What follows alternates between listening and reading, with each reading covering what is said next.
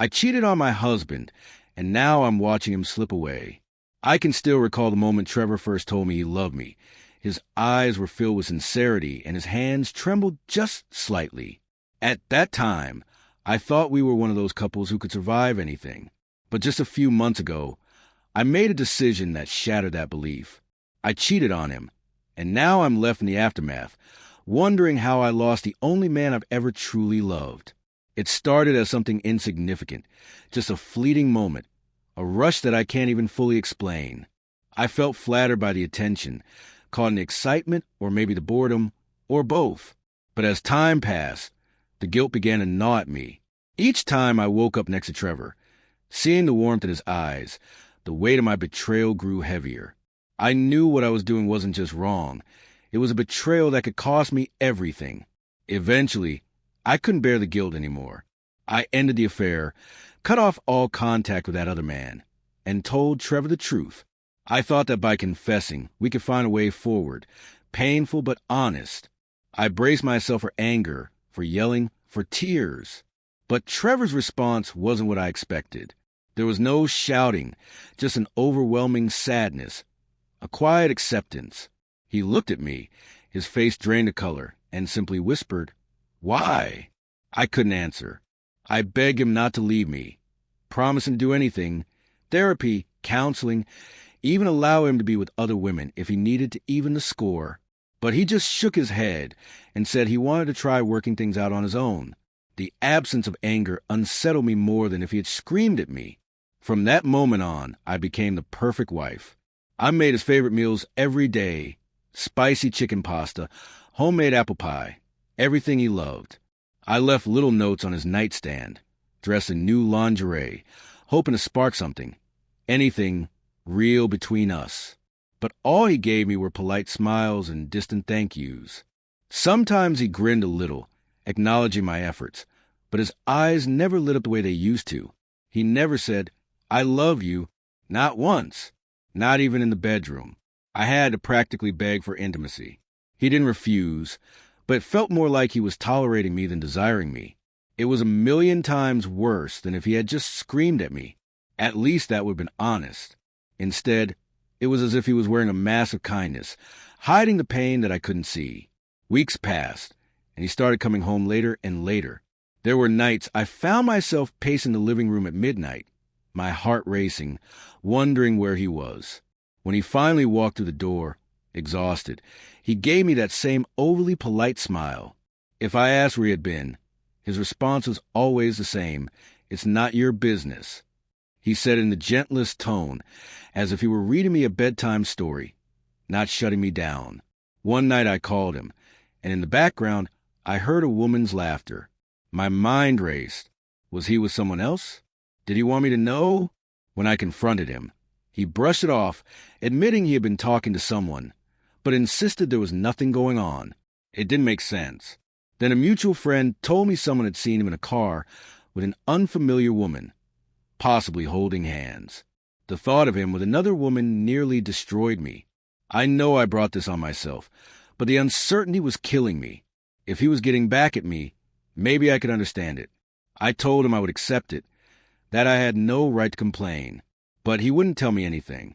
He just gave me that same distant, heartbreakingly kind look and told me to stop asking. Eventually, I snapped.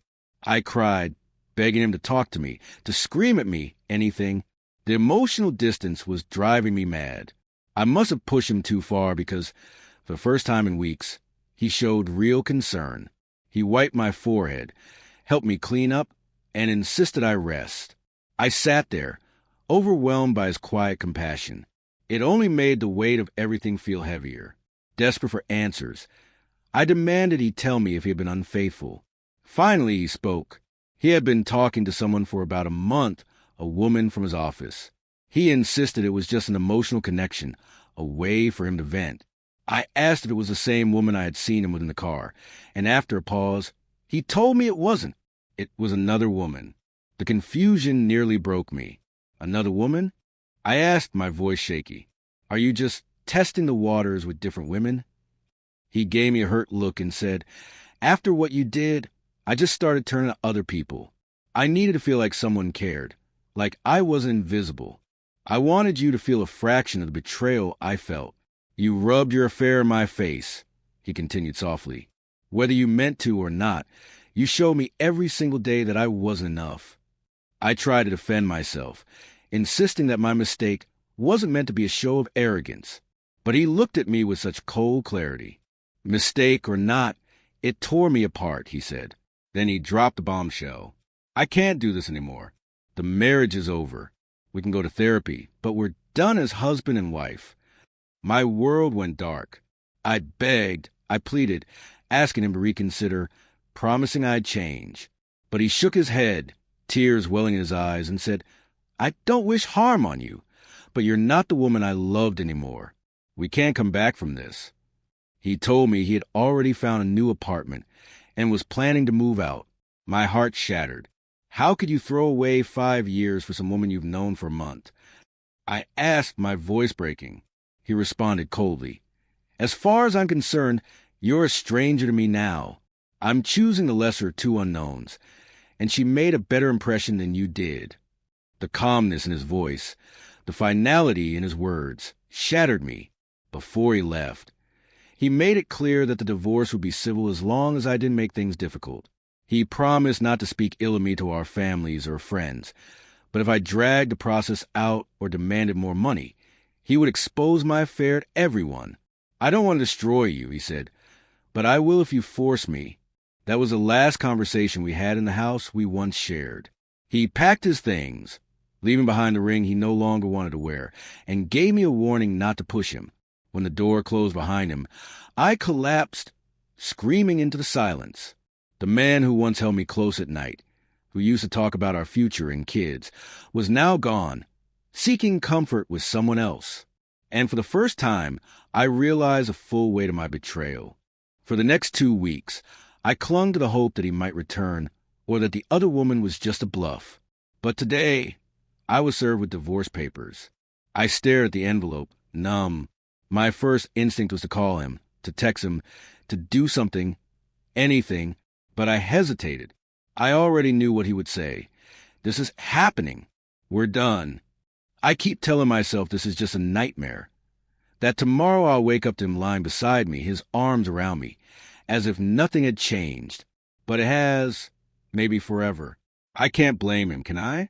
I betrayed him so completely. And now he's found emotional support elsewhere.